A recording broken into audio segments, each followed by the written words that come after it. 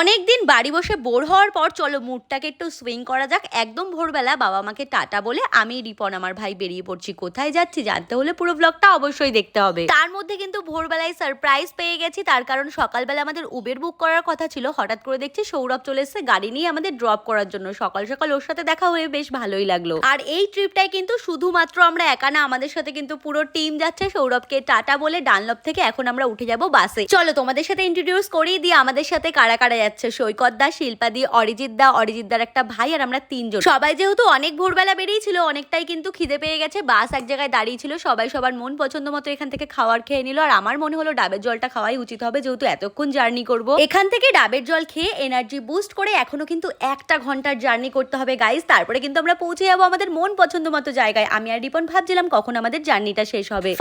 Finally কিন্তু আমরা পৌঁছে গেলাম আমাদের ডেস্টিনেশনে। আমরা সবাই মিলে কোথায় যাচ্ছি সেটা জানতে হলে চ্যানেলটা সাবস্ক্রাইব করে রেখো। বাই।